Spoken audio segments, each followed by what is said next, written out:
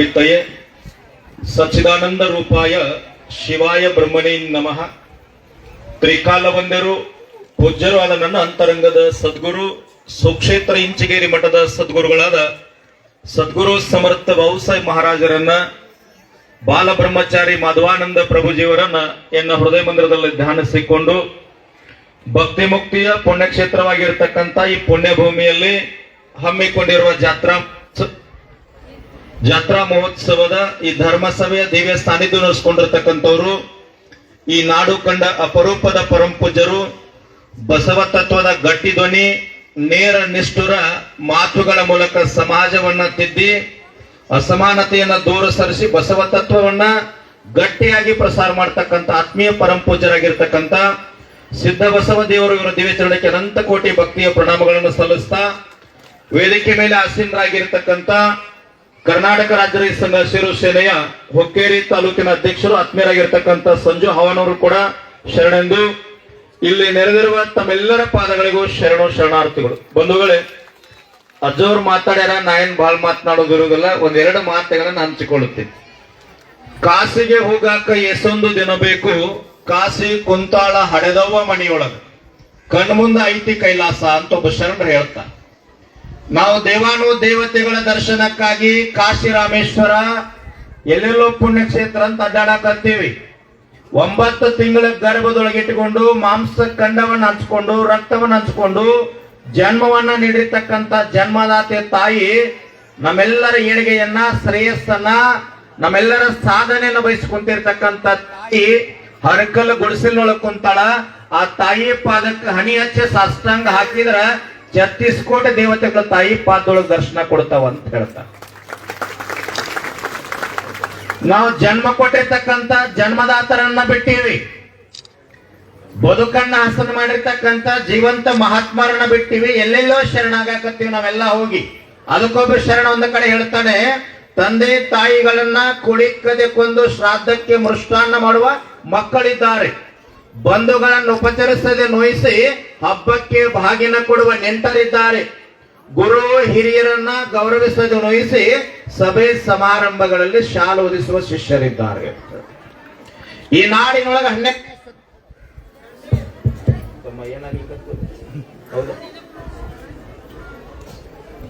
ಈ ನಾಡಿನೊಳಗೆ 12ನೇ ಶತಮಾನದೊಳಗೆ ಬಸವಾದಿ ಶರಣರಾಗಿ ಹೋದ್ರು. ಲಕ್ಷದ ಮೇಲೆ 96,000 ಶರಣರು. ಒಬ್ಬ ಸತ್ಯ ಶರಣ ಬಸವಣ್ಣವರ ಸಂಕಲ್ಪಕ್ಕಾಗಿ, ಚಿಂತನೆಗಳಿಗಾಗಿ, ಆದರ್ಶಕ್ಕಾಗಿ ಮಾರು ಹೋಗಿ ನಾಡಿನಲ್ಲ ದೇಶದ ಮೂಲೆ ಮೂಲೆಯಿಂದ ಕಲ್ಯಾಣಕ್ಕೆ ಬಂದಿದ್ರು. ಯಾಕೆ ಬಂದಿದ್ರು ಅಂದ್ರೆ ಅಲ್ಲಿ ಧರ್ಮ, ಜಾತಿ, ಮತ, ಪಂಥ, ಪಕ್ಷ, ದೊಡ್ಡವ ಸಣ್ಣವ, ಮೇಲು ಕೀಳು ಇದ್ಯಾವುದು ಇರಲಿಲ್ಲ.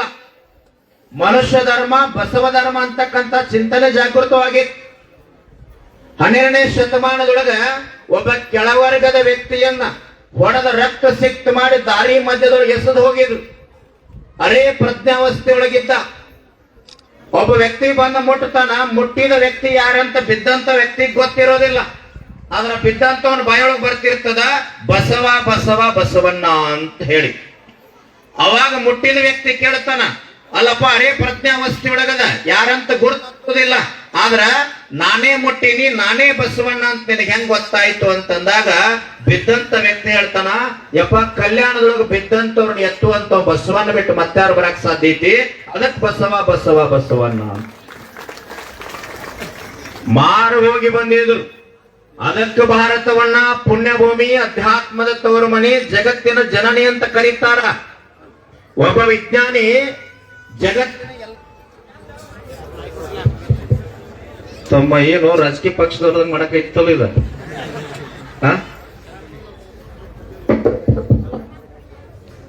ನಾವ್ ಯಾವ ಪಕ್ಷಕ್ಕೆ ಸಂಬಂಧ ಇಲ್ಲಪ್ಪ, ಸನ್ಯಾಸಿಗಳು ಎಲ್ಲರೂ ನಮ್ಮವ್ರೆ. ಕೆಲವು ಕಡೆ ನಾವು ಹೋದಲ್ಲಿ KV ಅವರು ಕರೆಂಟ್ ಕಟ್ ಮಾಡ್ತಾರ, ಗುರುಗಳು ಸ್ಟ್ರಾಂಗ್ ಅದಾರ ಬೈತಾರ ಅಂತ ಹೇಳಿ.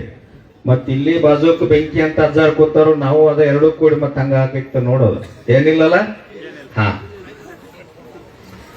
ಭಾರತವನ್ನ ಅಧ್ಯಾತ್ಮದ ತವರು ಮನಿ, ಜಗತ್ತಿನ ಜನನಿ ಅಂತ ಕರೀತಾರ. ಒಬ್ಬ ವಿಜ್ಞಾನಿ ಅಮೆರಿಕಾದಿಂದ ಬಂದಿದ್ದ. ಜಗತ್ತಿನ ಎಲ್ಲಾ ದೇಶಗಳನ್ನ ಸಂಶೋಧನೆ ಮಾಡುವ ಕಾಲೊಳಗ ಬೂಟ್ ಹಾಕೊಂಡ ತಿರುಗಾಡಿದ್ದ. ಅದರ ಭಾರತದ ಪುಣ್ಯ ಭೂಮಿ ಒಳಗೆ ಕೆಳಗಿಳಿಬೇಕಾದ್ರ ಕಾಲೊಳಗೆ ಹಾಕೊಂಡಿರ್ತಕ್ಕಂಥ ಬೋಟ್ ಅನ್ನು ವಿಮಾನದೊಳಗಿಟ್ಟು ಬರಿಗಾಲಿನಿಂದ ಕೆಳಗಿಳಿತಾನ. ಅವಾಗ ಅವನ ಜೊತೆ ಇರ್ತಕ್ಕಂಥ ವಿಜ್ಞಾನಿಗಳು ಕೇಳ್ತಾರ, ಸರ್ ಜಗತ್ತಿನ ಎಲ್ಲಾ ದೇಶಗಳನ್ನು ಸುತ್ತ ಹಾಕುವಾಗ, ಸಂಚಾರ ಮಾಡುವಾಗ, ಸಂಶೋಧನೆ ಮಾಡುವಾಗ ಕಾಲೊಳಗೆ ಬೂಟ್ ಹಾಕೊಂಡ ತಿರುಗಾಡಿರಿ, ಆದ್ರೆ ಭಾರತದ ಭೂಮಿಯೊಳಗೆ ಇಳಿಬೇಕಾದ್ರೆ ಯಾಕೆ ಬರಿಗಾಲಿನಿಂದ ಇಳಿಯಾಕತ್ತೀರಿ ಅಂತ ಕೇಳಿದಾಗ, ಎಷ್ಟೇ ದೊಡ್ಡ ವ್ಯಕ್ತಿ ಇರ್ಲಿಪ್ಪ, ಎಷ್ಟೇ ಶ್ರೀಮಂತ ಇರ್ಲಿ, ಅಧಿಕಾರದೊಳಗಿರ್ಲಿ, ಎಷ್ಟೇ ದೊಡ್ಡ ಜ್ಞಾನಿ ಇರ್ಲಿಪ್ಪ, ದೇವರ ಮನೆಯೊಳಗ ಜಗಲಿ ಮನೆಯೊಳಗೆ ಯಾರು ಚಪ್ಪಲಿ ಹಾಕೊಂಡು ಹೋಗುದಿಲ್ಲ. ಭಾರತ ಅಂತಕ್ಕಂಥದ್ದು ದೇವರ ಮನೆ, ಜಗಲಿ ಮನೆ ಐತಿ ಅಂತ. ಇಂಥ ಪುಣ್ಯ ಭೂಮಿಯೊಳಗೆ ಹುಟ್ಟಿರ್ತಕ್ಕಂಥವ್ರು ನೀವೆಲ್ಲ. ಭಾರತಕ್ಕೆ ಬ್ರಿಟಿಷರು ಬಂದಾರ, ಫ್ರೆಂಚರು ಬಂದಾರ, ಡಚ್ಚರು ಬಂದಾರ, ಪೋರ್ಚುಗೀಸರು ಬಂದಾರ, ನಮ್ಮಲ್ಲಿ ಸಂಪತ್ತು ಒಯ್ದಾರ, ಹಣ ಒಯ್ದಾರ, ಆದ್ರ ಜ್ಞಾನಿಗಳಿಗೆ ಮಾತ್ರ ಶರಣಾಗತಿ ಆಗಿ. ಸಮೀಪದ ಧಾರವಾಡ ಜಿಲ್ಲೆಯ ಗರಗ್ ಅಂತ ಒಂದು ಮಠ ಬರ್ತದ. ಈಗ ಹೆಂಗ ಅಪ್ಪೋರ್ ಅದಾರಲ್ಲ ಸಿದ್ಧ ಬಸವ ದೇವರು, ಹಿಂಗ ಕಡಕಿದ್ರ ಅವ್ರು ಗರಗದ ಮಡಿವಾಳಪ್ಪ ಅಂತ ಹೇಳಿ ಬ್ರಿಟಿಷರ ಅಧಿಕಾರ ಅವಧಿ. ಧಾರವಾಡ ಜಿಲ್ಲೆಯಿಂದ ಜಿಲ್ಲಾಧಿಕಾರಿ ಹೆಂಡತಿ ಲಂಡನ್ದಿಂದ ಬಂದಿದ್ರು. ಅವಾಗ ಮಡಿವಾಳಪ್ಪನವ್ರು ಅಂತಾರ, ಇಲ್ಲೇ ಗರಗ್ ಅಂತ ಒಂದು ಮಠ ಅದ, ಜ್ಞಾನಿಗಳದಾರ, ದರ್ಶನ ಮಾಡ್ಕೊಂಡು ಬರೋಗ ಅಂತ ಹೇಳ್ತಾರೆ. ಅವಾಗೇನ್ ಮೊಬೈಲ್ ಸಂಪರ್ಕ ಇರ್ಲಿಲ್ಲ. ಯಾರಾದ್ರೂ ಹೋಗಿ ಹೇಳಿದ್ರೆ ಮಾತ್ರ ಸುದ್ದಿ ಗೊತ್ತಾಗ್ತಾ ಇತ್ತು. ಗರಗದ ಮಠಕ್ಕೆ ಹೆಣ್ಮಗಳು ಬರ್ತಾಳ, ಈ ಸುದ್ದಿ ಮೊದಲೇ ಗರಗದ ಮಡಿವಾಳಪ್ಪನವ್ರಿಗೆ ಗೊತ್ತಾಗ್ತದ. ಮಠದ ಒಳಗಿಂದ ಹೊರಗೆದ್ದು ಬರ್ತಾರ. ಮಠದ ಬಾಗಿಲೊಳಗೊಬ್ಬ ಶಿಷ್ಯ ಕುಂತಿರ್ತಾನ, ಎಲಿ ಸುಣ್ಣ ತಿನ್ಕೊಂತ ಕುಂತಿರ್ತಾನ. ಅವಾಗ ಗರಗದ ಮಡಿವಾಳಪ್ಪನವ್ರು ಏನ್ ಮಾಡ್ತಾರಂದ್ರ, ಇವತ್ತು ಎಲಿ ಸುಣ್ಣ ತಂಬಾಕ ನಾನ್ ಹಚ್ಕೊಡ್ತೀನಪ್ಪ, ತಿನ್ನು, ಆದ್ರ ಬಾಯೊಳಗೆ ಏನ್ ರಸ ಬರ್ತದಲ್ಲ ಅದನ್ನ ಎಲ್ಲಿ ಉಗುಳಂತೀನಿ, ಯಾರ ಮುಖದ ಮೇಲೆ ಉಗುಳಂತ ಅಲ್ಲಿ ಉಗುಳಬೇಕು ಅಂತಂದ್ರು. ಆಯ್ತ್ರಿಯಪ್ಪ ಅಂದ ಶಿಷ್ಯ. ಅಷ್ಟೊಳಗ ಜಿಲ್ಲಾಧಿಕಾರಿ ಹೆಂಡತಿ ಮಠದ ಬಾಗಿಲೊಳಗೆ ಬಂದು ನಿಂದಿರ್ತಾಳ. ಅವಾಗ ಗರಗದ ಮಡಿವಾಳಪ್ಪನವ್ರು ಅಂತಾರ, ಆ ಹೆಣ್ಮಗಳು ಬಂದು ನಿಂತಾಳಲ್ಲ ಆಕೆ ಮುಖದ ಮೇಲೆ ಉಗುಳಿ ಬಿಡು ಅಂದ್ರು. ಅವಾಗ ಶಿಷ್ಯ ಅಂದ, ಬ್ರಿಟಿಷರ ಅಧಿಕಾರ ಅವಧಿ, ಜಿಲ್ಲಾಧಿಕಾರಿ ಹೆಂಡತಿ ಉಗುಳಿದ್ರ ನಿಮ್ಮನ್ನ ನನ್ನ ಕೂಡ ಅರೆಸ್ಟ್ ಮಾಡ್ತಾರಪ್ಪ ಎತ್ತರ ಅಂತಂದ. ಅವಾಗ ಗರಗದ ಮಡಿವಾಳಪ್ಪನವ್ರು ಅಂತಾರ, ಸದ್ಗುರು ವಾಕ್ಯ ಪರಿಪಾಲನಾ ಶಿಷ್ಯಾಂಚ ಮುಖ್ಯ ಲಕ್ಷಣ. ಗುರು ಹೇಳಿದ ಮಾತು ನಡೆಸೋದಷ್ಟ ನಿನ್ನ ಕೆಲಸ. ಉಗುಳಿ ಬಿಡ ಅಂತಂದಿದ್ರು. ಶಿಷ್ಯ ಉಗುಳಿ ಬಿಟ್ಟಿದ್ದ. ಜಿಲ್ಲಾಧಿಕಾರಿ ಹೆಂಡತಿ ಗರಗದ ಮಡಿವಾಳಪ್ಪ ಜ್ಞಾನಿ ಅಲ್ಲ, ಸಂತಲ್ಲ, ಡಾಂಬಿಕದನ ಸುಳ್ಳಲ್ಲ ಅಂತೇಳಿ ಬೈಕೊಂತ ಗರಗದಿಂದ ಧಾರವಾಡಕ್ಕೆ ಹೋಗ್ತಾ. ಗಂಡಗೆ ಹೇಳ್ತಾಳ, ಈ ಕ್ಷಣ ಗರಗದ ಮಡಿವಾಳಪ್ಪನನ್ನ ಆತನ ಶಿಷ್ಯನನ್ನ ಅರೆಸ್ಟ್ ಮಾಡದೇ ಇದ್ರೆ ನನ್ನ ದೇಶಕ್ಕೆ ನಾನು ವಾಪಸ್ ಹೋಗ್ತೀನಿ ಅಂದಾಗ ಜಿಲ್ಲಾಧಿಕಾರಿ ಸಿಟ್ಟಿನೊಳಗೆ ನೋಡೋದಿಲ್ಲ, ಸೂಕ್ಷ್ಮತೆಯಿಂದ ನೋಡಿದ ಅರ್ಥ ಆಗಿತ್ತು. ಹೆಂಡತಿ ರಟ್ಟೆ ಹಿಡ್ಕೊಂಡು ಕರ್ಕೊಂಡು ಕರಣೆ ಮುಂದೆ ನಿಲ್ಲಿಸ್ತಾನ. ನೋಡು, ಜಗತ್ತಿನ ಎಲ್ಲ ದವಾಖಾನಿ ಒಳಗೆ ತೋರಿಸಿ ಅಂಗಾಲದಿಂದ ನೆತ್ತಿ ಮಟ್ಟ ತೊಣ್ಣು ರೋಗಿ ಯಾವ ದವಾಖಾನಿ ಒಳಗೂ ವಾಸಿಯಾಗಿಲ್ಲ. ಭಾರತದ ಗರಗದ ಮಡಿವಾಳಪ್ಪ ತನ್ನ ಶಿಷ್ಯನ ಬಾಯೊಳಗೆ ಎಲಿ ತಿನಿಸು ಉಳಿಸ್ಯಾನ, ಇಡೀ ರೋಗ ವಾಸಿಯಾಗಿತ್ತಲ್ಲ, ಇದು ಭಾರತದ ಅಧ್ಯಾತ್ಮ ಅಂತ ಹೇಳಿದ್ದ. ನನಗೇನು ಖುಷಿ ಅನಿಸ್ತದ ಅಂದ್ರ ಬುದ್ಧಿ, ಇಂಥ ಸಣ್ಣ ಹಳ್ಳಿಯೊಳಗೆ ಇಷ್ಟೆಲ್ಲ ತಾಯಂದರು ಕೂಡ್ಯಾರಂದ್ರ ನಿಜವಾಗ್ಲೂ ಭಾರತೀಯ ಸಂಸ್ಕೃತಿಯಲ್ಲಿ ಜೀವಂತದ ಅಂತ ಅನಿಸ್ತದ. ಒಬ್ಬ ಮಹಾತ್ಮ ಒಂದು ಕಾಲಜ್ಞಾನ ಹೇಳ್ತಾನ, ಬಿದ್ದಿವ ಅಂತಿರು ಮಕ್ಕಳಿರ, ಭೂಮಿ ಎದ್ದೆದ್ದು ಬಡದಿತ್ತು ಮಕ್ಕಳಿರ, ಹದ್ದು ಕಾಗಿ ಹರ್ಕೊಂಡು ತಿನ್ನುವ ದಿನಮಾನಗಳು ಬರ್ತಾವ ಬಲು ಎಚ್ಚರ, ರೊಕ್ಕದ ಗಡಿಗೆ ಹೊತ್ತೊಯ್ಯುವಾಗ ಬಿಕ್ಕಿ ಬಿಕ್ಕಿ ಎತ್ತಿರೋ ಮಕ್ಕಳಿರ ಅಂತ ಹೇಳ್ತದ. ಉಳುವಿ ಚೆನ್ನಬಸವಣ್ಣವ್ರು ಹೇಳ್ತಾರ, ಸಟಸ್ಥಲ ಜ್ಞಾನಿಗಳು, ಉಳುವಿಯ ಚೆನ್ನನು ಕಲಿಯುಗದೊಳಗೆ ಹುಟ್ಟಿ ಬರುವಾಗ ಜೊಟ್ಟೆಲ್ಲ ಹಾರಿ ಹೋಗಿ ಗಟ್ಟಿ ಕಾಳಷ್ಟ ಉಳಿತಾವಂತ ಹೇಳ್ಯಾರ. ಸಿದ್ಧ ಬಸವ ದೇವರ ಆಶೀರ್ವಾದದಿಂದ, ಊರಾಗಿನ ಎಲ್ಲ ಈ ದೇವಸ್ಥಾನಗಳ ದೇವರ ಆಶೀರ್ವಾದದಿಂದ ಕೋವಿಡ್ ಒಳಗೆ ನಿಮಗ ನಮಗ ಏನು ಆಗ್ಲಾರ್ದ ಜೀವಂತ ಅದೀವಿ ಅಂದ್ರೆ ನಾವೆಲ್ಲ ಗಟ್ಟಿ ಕಾಳಾದೀವಿ. ಬಡೀರಿ ಜೋರ್ಲೆ ಚಪ್ಪಾಳಿ, ಅದಕ್ಕರೆ ಗಟ್ಟಿ ಅದಿರಿಲ್ಲ. ತಮ್ಮ ಪ್ರಸಾದ ವ್ಯವಸ್ಥೆ ಐತಿಲ್ಲ. ಆಮೇಲೆ ತಾಯಂದ್ರ ಖುಷಿ ಇರಬೇಕು, ಜಗತ್ತ ಶಾಂತಿ ಇರ್ತ. ಕರೆ ನಾವು ಏನು ಬೇಡಬೇಕು, ಬರೀ ನಾಗರಾಜ್ ಅವ್ರ ಕಡೆ ಬರ್ರಿ. ಏನು ಬೇಡಬೇಕು ನಾವೆಲ್ಲ? ನೀವೆಲ್ಲ ಸಿದ್ಧ ಬಸವ ದೇವರ ಪಾದಕ್ಕೆ ಬಿದ್ದಾಗ, ಹನುಮಂತನ ಪಾದಕ್ಕೆ ಬಿದ್ದಾಗ, ದೇವಿ ಪಾದಕ್ಕೆ ಬಿದ್ದಾಗ ಏನು ಬೇಡಬೇಕು? ಕುರ್ನೇವಾಡಿ ಗ್ರಾಮದೊಳಗೆ ಇರ್ತಕ್ಕಂಥ ಎಲ್ಲಾ ಜನರ ಕಣ್ಣೀರು ಒರೆಸಪ್ಪ, ಇಡೀ ಕನ್ನಡ ನಾಡಿನೊಳಗೆ ಇರ್ತಕ್ಕಂಥ ಎಲ್ಲಾ ಜನರ ಕಣ್ಣೀರು ಒರೆಸಂತ ಬೇಡಬೇಕಾಗ್ಯದ. ಆದ್ರೆ ನಾವೇನ್ ಬೇಡಕತ್ತೀವಿ? ಗುಲ್ಬರ್ಗ ಜಿಲ್ಲೆ ಅಫ್ಜಲ್ಪುರ್ ತಾಲೂಕಿನ ಗತ್ತರ್ಗಿ ಭಾಗ್ಯವಂತಿ ದೇವಿ ದೇವಸ್ಥಾನ ಹೆಸರು ಕೇಳಿರಿ? ಬಾಗಮ್ಮನ ಹೆಸರು ಕೇಳಿರಿ? ಜೋರ್ಲೆ ಹೇಳ್ರಿ ತಾಯಂದ್ರ. ಬರೀ ನಾಗರಾಜ್. ಭಾಗಮ್ಮನ ಹೆಸರು ಕೇಳಿರಿ, ದೇವಿ ಹೆಸರ ಹಾ. ಒಂದು 6 ತಿಂಗಳ ಹಿಂದ್ಗಡೆ ಒಬ್ಬ ತಾಯಿ ಬೇಡ್ಕೊಂತಾಳ, 50 ರೂಪಾಯಿ ನೋಟಿನ ಮ್ಯಾಗ ಬರೀತಾಳ. ಏನ್ ಬರೀತಾಳ ಅಂದ್ರ ಭಾಗ್ಯವಂತಿ ದೇವಿಗೆ ಒಂದು ಸಂಕಲ್ಪ ಕೊಟ್ಟಿ, ಭಾಗ್ಯವಂತಿ ದೇವಿಗೆ ಒಂದು ಸಂಕಲ್ಪ ಮಾಡ್ತಾಳ ತಾಯಿ. ಏನು ಬರೀತಾಳ ಅಂದ್ರ 50 ರೂಪಾಯಿ ನೋಟಿನ ಮ್ಯಾಗ ಮುಂದಿನ ಅಮಾಸಿಗೆ ಬಂದಾಗ 5,000 ರೂಪಾಯಿ ಹಾಕ್ತೀನಿ, ನದಿಯಿಂದ ದೀಡ್ ನಮಸ್ಕಾರ ಹಾಕ್ತೀನಿ, ಸಿಡಿ ಆಡ್ತೀನಿ, ಆಡಕತ್ತರ ಸಾಯುವಂಗ ಆಶೀರ್ವಾದ ಮಾಡು. ಬುದ್ಧಿ ನಡೆದ್ರೆ ಘಟನೆ ಇದು ಟಿವ್ಯಾಗೂ ಬಂದದ್ರಿ, ಮತ್ತೆ ಹಾ ಪೇಪರ್ನಾಗೂ ಬಂದ. ಅತ್ತಿ ಮಾವನ ಕೊಂದ ಎಲ್ಲಿ ಹೋಗೋದದ್ರಿ. ಇನ್ನೊಂದು ಬೇಡ್ತಾಳ ತಾಯಿ ಬಸಮ್ಮ ಅಂತೇಳಿ ಗತ್ತರಿಗೆ ಒಳಗ ಬೇಡಿದ ಘಟನೆ ಇದೆ. ಏನು ಬೇಡಬೇಕ್ರಿ? ಅಕ್ಕ ಸಾಯಲ್ಲಿ ಅಕ್ಕನ ಗಂಡನ ಮದುವೆ ಆಗ್ತಿ. ಎಲ್ಲಿ ಹೊಂಟದ್ರಿ ಸಂಸ್ಕಾರ? ಎಷ್ಟದ ಆಯುಷ್ಯ? ಆಯುಷ್ಯ 10 ಹತ್ತಲೆ 100, ನಿದ್ರೆಗೆ ಹೋಗ್ಯಾವ 50, ಪ್ರಾಯಕ್ಕೆ 20, ಪ್ರಾಯದಲ್ಲಿ ಮಾಡಿದ ಗಾಯಕ್ಕೆ 30. ಹೋಯ್ತು 100 ವರ್ಷ. ಎಲ್ಲಿ ಉಳಿತದ? ಯಾವುದು ಶಾಶ್ವತ ಇಲ್ಲ. ಯಾವಾಗ ಹೆಂಗ ಹೋಗ್ತದ ಗೊತ್ತಿಲ್ಲ. ಎಷ್ಟೋ ಜನ ವಿಮಾನದೊಳಗೆ ಹೊಂಟಾರ. ಕೋವಿಡ್ ಒಳಗೆ ಮಠಾಧೀಶರನ್ನ ಬಿಟ್ಟಿಲ್ಲ, ರಾಜಕಾರಣಿಗಳನ್ನ ಬಿಟ್ಟಿಲ್ಲ, 1000 ಎಕರೆ ಭೂಮಿ ಇದ್ದವ್ರನ್ನ ಬಿಟ್ಟಿಲ್ಲ. ಅವ್ರೆಲ್ಲಾರನು ತಗೊಂಡು ಹೋಗಿ ಭಗವಂತ ನಮ್ಮನ್ನು ಬಿಟ್ಟಾನಂದ್ರ ನಮ್ಮಿಂದ ಏನೋ ಈ ಮಣ್ಣಿಗೆ ಸಮಾಜಕ್ಕೊಂದು ಕೆಲಸ ಆಗುದ. ನಾ ಬಾಳ ಹೇಳಂಗಿಲ್ಲ, ಅಪ್ಪವ್ರು ಬಾಳ ವಿಷಯಗಳನ್ನ ಹೇಳ್ಯಾರ. ಮತ್ತೊಮ್ಮೆ ಬಂದಾಗ ಮಾತನಾಡ್ತೀನಿ. ನೀವು ಇಷ್ಟೆಲ್ಲ ತಾಯಂದ್ರ ಸೇರಿರಲ್ಲ.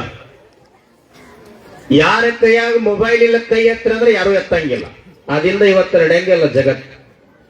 ಆದ್ರೆ ಏನಾಗಬೇಕಾಗ್ಯದ, ಮೊಬೈಲ್ ಬಳಕೆ ಆಗ್ಲಿ, ಆದ್ರೆ ಮೊಬೈಲ್ ಸಂಸ್ಕೃತಿಯೊಳಗೆ ನಾವು ಮಾತಾಡಕತ್ತೀವಿ, ಅದಾಗಬಾರ್ದು. ನಾನೊಂದು ಹಾಸನ ಜಿಲ್ಲೆ ಅರಸೀಕೆರೆ ಕಾರ್ಯಕ್ರಮಕ್ಕೆ ಹೋಗಿದ್ದೆ.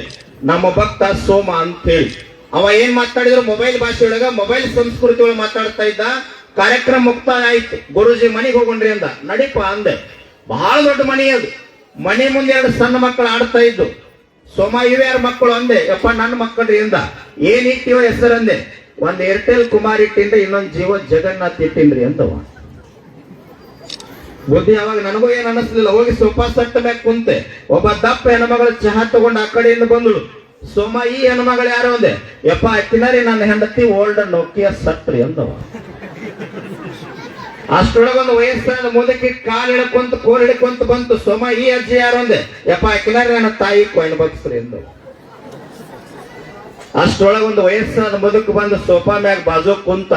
ಸೋಮ ಈ ಅಜ್ಜ ಯಾರು ಅಂದೆ. ಯಪ್ಪ ಅವನರಿ ನಮ್ಮಪ್ಪ ಎಸ್ಟಡಿ ಬೋತ್ರಿ ಅಂತವ. ಮೊಬೈಲ್ ಅಂಗಡಿ ಒಳಗ ಬಂದೀನಿ ಅಂತ ಎದ್ದು ಹೋಗ್ಬೇಕು ಅನ್ನೋದ್ರೊಳಗ ಮ್ಯಾಗ ಒಂದು ಭಾವಚಿತ್ರ ಫೋಟೋ ಇತ್ತು. ಕುಂಕುಮ ಹಚ್ಚಿ ಮಾಲಿ ಹಾಕಿದ್ರು. ಸೋಮ ಈ ಅಜ್ಜ ಯಾರು ಅಂತ ಕೇಳಿದ. ಹೇಳ್ದ, ಯಪ್ಪ ಅವನರಿ ನಮ್ಮ ಅಪ್ಪನಪ್ಪ ಓಲ್ಡ್ BSNL ಲ್ಯಾಂಡ್ಲೈನ್ ಅಂತ. ಮೊಬೈಲ್ ಭಾಷೆಯೊಳಗ, ಮೊಬೈಲ್ ಸಂಸ್ಕೃತಿಯೊಳಗ, ಪಾಶ್ಚಿಮಾತ್ಯ ಸಂಸ್ಕೃತಿಯೊಳಗ ನಮ್ಮ ತನವನ್ನ ನಾವು ಮರೆತ್ಕೊಂತೇವಿ. ಆದ್ರೆ ಇವತ್ತು ಈ ಪುಣ್ಯದ ಗ್ರಾಮವನ್ನ ನೋಡಿದ್ರ, ಸಿದ್ಧಬಸವ ದೇವರ ಈ ಪಾದ ಸ್ಪರ್ಶವನ್ನ ನೋಡಿದ್ರ, ಇಷ್ಟೆಲ್ಲ ತಾಯಂದ್ರ ಅಧ್ಯಾತ್ಮದ ತಳಹದಿ ಮ್ಯಾಗ ಆನಂದವಾಗಿ ಕುಂತೀರಿ ಅಂದ್ರೆ ನಿಜವಾದ ಭಾರತೀಯ ಸಂಸ್ಕೃತಿ ಮಣ್ಣಿನೊಳಗ ಜೀವಂತದ. ನಾನು 2 ಮಾತುಗಳನ್ನು ಹೇಳಿ ನನ್ನ ಮಾತು ಮುಗಿಸ್ತೀನಿ. ಇವತ್ತು ತಾವೆಲ್ಲ ಹಳ್ಳಿಯೊಳಗೆ ಎಲ್ಲ ರೈತ ಕುಟುಂಬಗಳದಾವ. ತಾವು ಒಂದು ತುತ್ತು ಅನ್ನವನ್ನ, ರೊಟ್ಟಿ ಚಪಾತಿ ಕಾಯಿಪಲ್ಯ ಅನ್ನವನ್ನ ಬಾಯೊಳಗೆ ತುತ್ತು ಹಾಕುವಾಗ ಭಗವಂತಗೆ ಏನು ಬೇಡ್ಕೊಂಡು ತುತ್ತು ಹಾಕ್ರಿ ಅಂದ್ರ, ಆ ಅನ್ನ ಬಂದಿರ್ತಕ್ಕಂತ ರೈತಂದ ಏನೈತಲ್ಲ, ಅನ್ನ ದುಡ್ದಿರ್ತಕ್ಕಂತ ಯಾವ ರೈತ ತನ್ನ ಭೂಮಿಯೊಳಗ ಬೆವರು ಸುರಿಸಿ ದುಡ್ದಾನಲ್ಲ, ಆ ರೈತನ ಕುಟುಂಬ, ಹೆಂಡತಿ, ಮಕ್ಕಳು, ಅಣ್ಣ, ತಮ್ಮ, ಬಂಧು ಬಳಗ ಎಂದೂ ಕೂಡ ಬಡತನದೊಳಗ ಸಾಲದೊಳಗ ನರಳುವಂಗ ಆಗದೇ ಇರ್ಲಿ ಅಂತೇಳಿ ಭಗವಂತಗೆ ಬೇಡ್ಕೊಂಡು ತುತ್ತು ಹಾಕ್ರಿ ಬಾಯಿ. ತಾವು ಮನಿಯೊಳಗ 4 ಜನ ಮಕ್ಕಳು ಇರ್ತಾವ. ಯಾರು ಇಂಥ ಮಹಾತ್ಮರು ರಾಜಕಾರಣಿಗಳು ಬಂದ್ರೆ ಏನು ಪರಿಚಯ ಮಾಡಿಸ್ತೀರಿ? ಒಬ್ಬ ಡಾಕ್ಟರ್ ಅದನ್ರಿ, ಒಬ್ಬ ಇಂಜಿನಿಯರ್ ಅದಾನ, ಇನ್ನೊಬ್ಬ ಪೊಲೀಸ್ ಅದನ್ರಿ, ಹೊಲದಾಗ ಕೆಲಸ ಮಾಡವ ಅದಾನ ಬಿಡ್ರಿ ಅಂತೀರಿ. ಹಂಗ ಅನ್ನಬೇಡ್ರಿ. ಧರ್ಮ, ಜಾತಿ, ಮತ, ಪಂಥ, ಪಕ್ಷ, ದೊಡ್ಡವ ಸಣ್ಣವ ಮೇಲು ಕೀಳು ಅನ್ಲಾರ್ದ ಭೂಮಿ ತಾಯಿ ಮಡಿಲೊಳಗ ಬೆವರು ಸುರಿಸ್ ಅನ್ನವನ್ನ ದುಡುದು ಜಗತ್ತನ್ನ ಜೀವಂತಿಟ್ಟಿರ್ತಕ್ಕಂತ ಶ್ರೇಷ್ಠ ರೈತ ನನ್ನ ಮಗ ಅದನ್ನಂತ ಅಭಿಮಾನ್ಯ ಪರಿಚಯ ಮಾಡಿ. ಬುದ್ಧಿ ನಾವು ಒಂದು ಕೇಳಿವ್ರಿ. ಮೊನ್ನೆ ಸಿದ್ದರಾಮಯ್ಯ ಸಾಹೇಬ್ರಿಗೆ ಒಂದು ಮನವಿ ಕೊಟ್ಟಿವಿ. ಏನ್ ಕೊಟ್ಟಿವಿ ಅಂದ್ರ, ಈ ಸರ್ಕಾರಿ ನೌಕರಿ ಇದ್ದವ್ರಿಗೆ 60 ವರ್ಷ ಆಗನ ಪೆನ್ಷನ್ ಬರ್ತೈತಲ್ಲ, ನಾವು ಏನ್ ಕೇಳಿವಿ ಅಂದ್ರೆ ಕರ್ನಾಟಕದ 31 ಜಿಲ್ಲೆಯೊಳಗ 60 ವರ್ಷ ಆಗಿರ್ತಕ್ಕಂತ ಗಂಡ ಹೆಂಡತಿ ಇರ್ತಕ್ಕಂತ ರೈತ ಕುಟುಂಬಕ್ಕ ಒಂದ್ ತಿಂಗಳಿಗೆ 10,000 ಪೆನ್ಷನ್ ಕೊಡ್ಬೇಕಂತ ಕೇಳಿವಿ ನಾವು. ಕೇಳೋನು ಬ್ಯಾಡ್ರಿ, ಹೊಡ್ರಿ ಮತ್ ಜೋರಿ ಚಪ್ಪಾಳೆ ಅದಕ್ಕೆ ನಿಮ್ಗ ಐತಿ, ನಮಗೇನು ಬರುದಿಲ್ಲ. ನಾವೇನ್ ರೈತರಲ್ಲ, ಸನ್ಯಾಸಿಗಳು. ಇಲ್ಲಿ ಮಠ ನಾಡು ಬೇರೆ ಊರು. ಅದಕ್ಕ ಬದುಕು ಬಹಳ ಪರಿಪೂರ್ಣದ. ಇಲ್ಲೇನು ನೊಣ ಐತಲ್ಲ, ನೊಣದ ತಲಿ ಒಳಗ್ ವಿಷ ಅದ. ನೊಣ ತಿಂದ ಹಲ್ಲಿ ಬದುಕ್ತದ, ಹಲ್ಲಿ ಒಳಗ್ ವಿಷ ಅದ. ಹಲ್ಲಿ ತಿಂದು ಕಪ್ಪಿ ಬದುಕ್ತದ, ಕಪ್ಪಿ ಒಳಗ್ ವಿಷ ಅದ. ಕಪ್ಪಿ ತಿಂದು ಹಾವು ಬದುಕ್ತದ, ಹಾವಿನೊಳಗ್ ವಿಷ ಅದ. ಹಾವು ತಿಂದು ಕೋಳಿ ಬದುಕ್ತದ. ಹಂಗಂದ್ರೆ ಕೋಳಿ ಮೈ ತುಂಬ ವಿಷ ಆತಲ್ಲ. ಕೋಳಿ ತಿಂದು ತಪ್ಪು ತಿಳಿಬೇಡ್ರಿ, ನಾ ಹೇಳಿದ್ದ ಆ ಕೋಳಿ ಅಲ್ಲ. ಇದ್ರ ಒಳಗೊಂದು ಕೋಳಿ ಹೊಕ್ಕದ. ನಾನು ನಂದು, ನಾನು ಶ್ರೇಷ್ಠ, ನಾ ಇರದೇ ಇದ್ದ ನಡಿದಿಲ್ಲ, ಇದೆಲ್ಲ ಜಗತ್ತು ನನ್ನಿಂದ ಅಂತ ಕೋಳಿ ಹೊಕ್ಕದ. ಈ ಹೊಲಸು ಕೋಳಿ, ಈ ದುಷ್ಟ ಕೋಳಿ ಹೊರಗೆ ಹೋಗಬೇಕಾದ್ರೆ ಏನು ಮಾಡ್ಬೇಕು? ನೀವತ್ತೆಲ್ಲಾ ಕುಂತು ಓಂ ನಮ ಶಿವಾಯ ನಾಮಸ್ಮರಣೆ ಏನ್ ಮಾಡಕತ್ತೀರಲ್ಲ, ಇಂಥ ಮಹಾತ್ಮರ ವಾಣಿಯನ್ನ ಮಸ್ತಕದೊಳಗೆ ಹಾಕೊಂಡ್ರಿ ಅಂತಂದ್ರ ಇದೆಲ್ಲ ಕೋಳಿ ಹೊರಗೆ ಹೋಗ್ಲಿಕ್ಕೆ ಸಾಧ್ಯ. ಯಾವುದು ಶಾಶ್ವತ ಅಲ್ಲ. ಬಹಳ ಜನ ತಾಯಂದರು ಸೇರಿರಿ, ಒಂದು ಮಾತನ್ನ ಹೇಳಿ ನನ್ನ ಮಾತು ಮುಗಿಸ್ತೀನಿ. ಕೊರ್ನೇವಾಡಿ ಅಂತ ಗ್ರಾಮಕ್ಕೆ ಈ ಮಾತಿನ ಅರ್ಥ ಏನಂದ್ರೆ, ಇದು ಬದುಕು ರಿಲೆ ಆಟಿದ್ದಂಗೆ ಯಾವುದು ಶಾಶ್ವತ ಅಲ್ಲ. ವಿಜಯನಗರ ಸಾಮ್ರಾಜ್ಯ ನಿಂತಿಲ್ಲ, ಕೋಟಿ ಕೋಟಿ ಹಣ ಗಳಿಸಿದಂತ ರಾಜಕಾರಣಿಗಳು ನಿಂತಿಲ್ಲ, ಬಹಳ ದೊಡ್ಡ ಆಸ್ಥಾನ ಕಟ್ಟಿದಂತ ರಾಜ ಮಹಾರಾಜರು ಉಳಿದಿಲ್ಲ. ಉಳಿದಂತ ಬದುಕನ್ನು ಸಂತೋಷದಿಂದ ಅನುಭವಿಸಬೇಕಾಗ್ಯದ. ಕೊರ್ನೇವಾಡಿ ಅಂತ ಗ್ರಾಮಕ್ಕೆ ಏನ್ ಮಾಡಿದ್ರಂದ್ರ, ಅಕ್ಕ ತಂಗಿಯನ್ನ ಒಂದೇ ಮನೆ ಅಣ್ಣ ತಮ್ಮಗ್ ಮದುವೆ ಮಾಡಿ ಕೊಟ್ಟಿದ್ರು. ಅತ್ತಿ ಬಹಳ ಗಟ್ಟಿ ಮುಟ್ಟಿದ್ರು. ಇಬ್ರು ಸೊಸೆಂದ್ರ ಚಾಪಿ ಮ್ಯಾಗ ಕುಂತ ಕಾಲು ಒತ್ತಾ ಇದ್ರು, ಅತ್ತಿ ಕಾಟದ ಮ್ಯಾಗ ಕುಂತಿದ್ರು. ಅವಾಗ ಅತ್ತಿ ತಲೆಯಾಗ ಒಂದು ವಿಚಾರ ಬರ್ತದ, ಹೊಸದಾಗಿ ಬಂದಾರ, ಕಾಲು ಒತ್ಲಿಕ್ಕತ್ತಾರ, ಇಬ್ರು ಸೊಸೆಂದ್ರನ್ನು ಪರೀಕ್ಷೆ ಮಾಡೋಣ ಅಂತೇಳಿ. ಅವಾಗ ಅತ್ತಿ ಅಂತಾಳ, ನಾನು ಕಾಟದ ಮ್ಯಾಗ ಕುಂತೀನಿ, ನೀವು ಇಬ್ರು ಚಾಪಿ ಮ್ಯಾಗ ಕುಂತೀರಿ. ಒಂದ್ ವೇಳೆ ನಾನಾ ಚಾಪಿ ಮ್ಯಾಗ ಕುಂತ್ರ ನೀವು ಇಬ್ರು ಎಲ್ಲಿ ಕುಂಡಿರ್ತೀರಿ ಅಂತ ಕೇಳಿದ್ರು. ಏನಿಲ್ರಿ ಅತ್ತಿಯವರ, ನಿಮ್ಮ ಸರಿ ಸಮ ಕುಂಡ್ರು ತಾಕತ್ತು ನಮ್ಮದಲ್ಲ, ನೀವು ಚಾಪಿ ಮ್ಯಾಗ ಕುಂತ್ರ ನಾವು ನೆಲದ ಮ್ಯಾಗ ಕುಂಡಿರ್ತೀವಿ ಅಂದ್ರು. ಅವಾಗ ಬಿಡ್ಲಿಲ್ಲ ಅತ್ತಿ. ಒಂದ್ ವೇಳೆ ನಾನಾ ನೆಲದ ಮ್ಯಾಗ ಕುಂತ್ರ ನೀವು ಇಬ್ರು ಏನ್ ಮಾಡ್ತೀರಿ ಅಂದಾಗ ಸೊಸೇಂದ್ರ ಅಂತಾರ, ಏನಿಲ್ರಿ ಅತ್ತಿಯವರ, ನೀವು ನೆಲದ ಮ್ಯಾಗ ಕುಂತ್ರ ನೆಲದಾಗ ಎರಡು ತಗಿ ಮ್ಯಾಗ ಕುಂಡಿರ್ತು ಅಂದ್ರು. ಅವಾಗ ಬಿಡ್ಬೇಕಾಗಿತ್ತ ಅತ್ತಿ. ಒಂದ್ ವೇಳೆ ನಾನಾ ತಗ್ಗಿನ್ಯಾಗ ಕುಂತ್ರ ನೀವು ಇಬ್ರು ಏನ್ ಮಾಡ್ತೀರಿ ಅಂತ ಅಂದಿದ್ರು. ಸೊಸೇಂದ್ರ ಸಿಟ್ಟು 0ದಿಂದ 100ಕ್ಕೆ ಬಂದಿತ್ತದು. ಏನಿಲ್ರಿ ಅತ್ತಿಯವ್ರು, ಬಹಳ ಚಲೋ ಆತ್ರಿ, ನೀವು ತಗ್ಗಿನ್ಯಾಗ ಕುಂತ್ರ ಮ್ಯಾಗ ಮಣ್ಣ ಮುಚ್ಚಿ ಚಾಪಿ ಹಾಸಿ ಕಾಟಿಟ್ಟು ಕಾಟದ ಮ್ಯಾಗ ನಾವ್ ಇಬ್ರು ಮಾತಾಡ್ಕೋತ ಕುಂಡಿರ್ತೀವಿ ಅಂದ್ರು. ಬುದ್ಧಿ ಬಹಳ ನಗಕತ್ತಾರ ನೋಡ್ರಿ, ವಿಚಾರ ಅದ ಐತನಂತಿನ್ನ. ಬದುಕು ಬಹಳ ಸುಂದರದ ತಾಯಿ, ಯಾವಾಗ ಹೋಗ್ತದ ಗೊತ್ತಿಲ್ಲ. ನಮಗೊಂದು ಪಾತ್ರ ಕೊಟ್ಟಾನ ಭಗವಂತ. ಈ ಅಮೃತವಾಣಿಯನ್ನ ನೋಡಿದ್ರೆ ನಿಮ್ಮ ಸೇವಾ ಮಾಡೋ ಸಲುವಾಗಿ ಇನ್ನೊಂದು ಪಾತ್ರ ಕೊಟ್ಟಾನ. ಜಗಕ್ಕೆ ಅನ್ನ ಹಾಕ್ತಕ್ಕಂತ ರೈತನದೊಂದು ಪಾತ್ರ ಅದ. ಅನ್ನವನ್ನ ನಾಮಸ್ಮರಣೆ ಮಾಡಿ ಮಾಡಿ ಅಡಿಗೆಲ್ಲದ ಪ್ರಸಾದ ಮಾಡಿ ಊಟ ಹಾಕಿದನ್ನೆಲ್ಲ ಆನಂದ ಇಡ್ತಕ್ಕಂತ ಪಾತ್ರ ನಿಮಗ್ ಕೊಟ್ಟಾನ. ಭಗವಂತ ಕೊಟ್ಟಿರ್ತಕ್ಕಂತ ಪಾತ್ರವನ್ನ ಸಾರ್ಥಕ ಮಾಡ್ಕೋಬೇಕಾಗ್ಯದ. ಅದಕ್ಕೆ ಶರೀಫ್ ಒಂದು ಮಾತು ಹೇಳ್ಯಾನ, ಹುಟ್ಟಿದ್ದು ಹೊಲಿ ಮನಿ, ಬಿಟ್ಟು ಹೊಂಟು ಕಾಯಿ ಮನಿ. ಎಷ್ಟಿದ್ದಾರೆ ಏನಿದು ಖಾಲಿ ಮನಿ, ವಸ್ತಿ ಇರುವ ಮನಿ, ಗಸ್ತಿ ತಿರುಗುವ ಮನಿ, ಶಿಸ್ತಿಲಿರುವ ಶಿವನ ಮನಿ ಅದ. ಇದನ್ನ ಶವದ ಮನಿ ಮಾಡ್ಕೊಳ್ಳಾರದ ಗುರುವಿನ ನಾಮಸ್ಮರಣೆಯನ್ನ ಮಾಡಿ ಇದೇ ಜನ್ಮದಲ್ಲಿ ಮುಕ್ತರಾಗೋಣ ಅಂತ ಹೇಳಿ ನನ್ನೆರಡು ಮಾತುಗಳನ್ನು ತಮ್ಮೆಲ್ಲರ ಪಾದ ಕರ್ಪಣ.